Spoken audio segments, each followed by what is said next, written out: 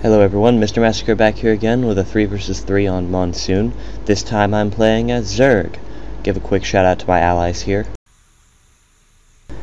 Brian the Orange Protods. And Recoil the Yellow Terran. So this is my first video as Zerg, and I'm going to assume that you all have a passing familiarity with the way Zerg gameplay works, so I'm not going to talk about the individual abilities of, say, the Queen, for example. I can talk about what I didn't do. I did not go Zergling Rush off the bat. I went to the economy strategy, just pumping drones as much as I could, and building an overlord instead of a spawning pool, until eventually at, I think, 12 was when I built my pool. So as soon as the pool goes up, I build a handful of Zerglings. I didn't expect to attack with them, which is what I end up not doing, is attacking with them. I do end up sending them forward towards Teal because somebody pings his base like it would be a good opportunity to attack. And I was waiting for reinforcements over by his base, and that didn't happen. I just originally built them for the purpose of throwing them in the way of anything that wants to climb into my base and attack me. Probably would not have worked, but it's better than nothing.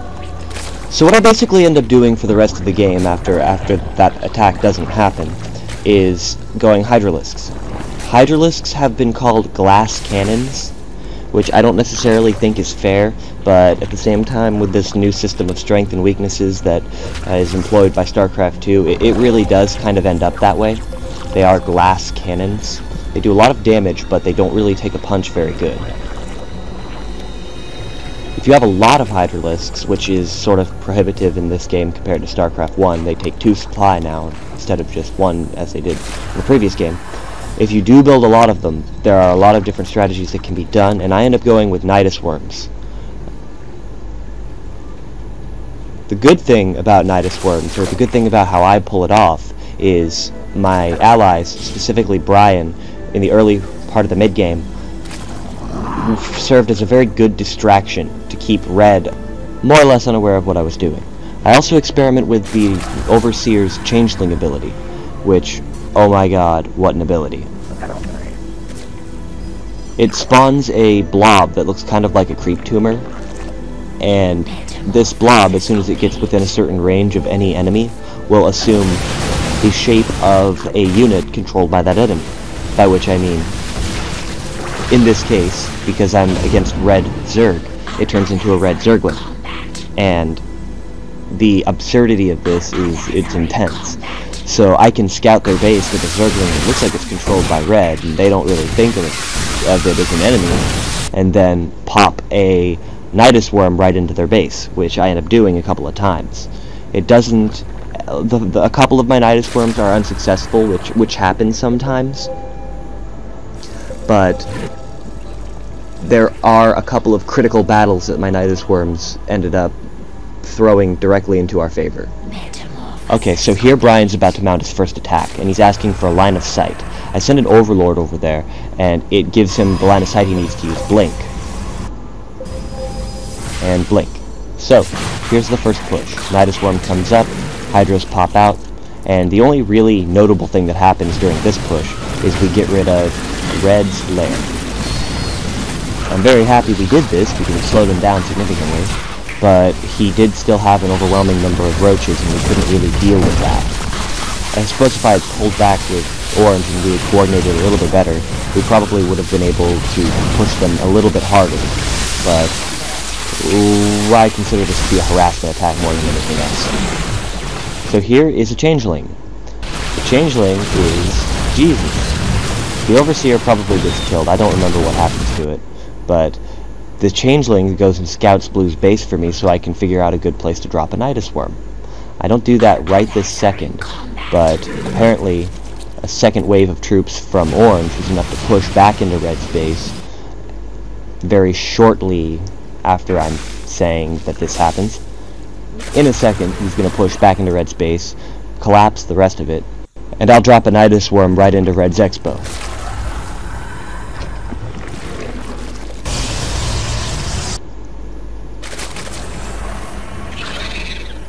I do sort of fall into my characteristic rut of having too much resources on hand at any given time. So I eventually end up creating more hatcheries. We sort of figure out what Teal's going for in his strategy about halfway through, And it's right there. He goes for a ghost.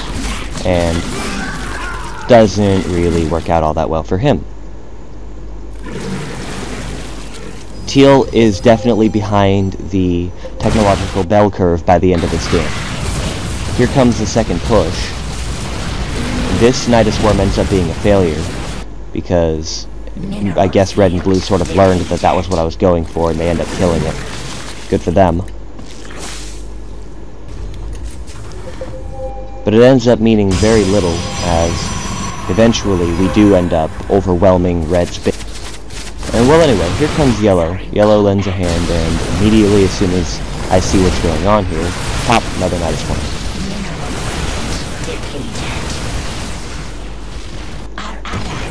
By the time the Nydus Worm comes up, I realize that it's not going to be useful for that position, so I spawn another Nydus Worm right here at the brink of red's base, red's other base.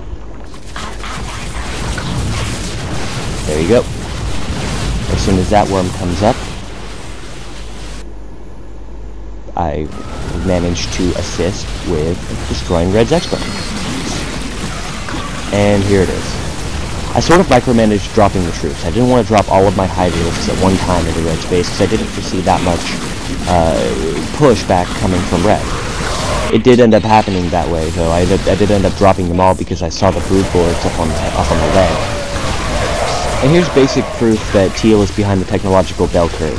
I noticed one ghost in his troops, and I told all of my Hydras to kill that one ghost, and that's all that I ended up perceiving as a threat from him. I end up eliminating Blue's X-Bow down here, which ends up crippling his resources and his ability to produce more of these broodlords. As soon as I see the broodlords, I immediately burrow down, as soon as I kill off these two roaches. And then once I burrow down, I wait for the broodlords to position themselves, and I wait for the broodlings to die off, and then come up and I kill 2 or 3 more of them, which is okay. I didn't really expect my Hydras to be all that effective against the broodlords, because they were far less numerous, and they are, like I said, glass cannons. However, what did end up happening is I killed off 2 or 3 of the broodlords, which is good because they're much more expensive than Hydralisks. Sorry, I was rambling there. At any rate, I started expanding into Orange's natural because I noticed he hasn't done it yet, and by the time that hatchery is done building, it doesn't really matter because we've already won. So as you can see by the progress bar on the replay, we're about done here. Eventually Blue just leaves, and Teal leaves shortly after because Blue was much better off.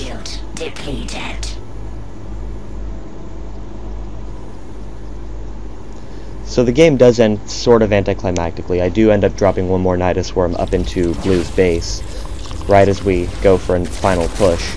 But anyway, I hope you get a little bit of Zerg strategy and a feel for how to run the Zerg from this video.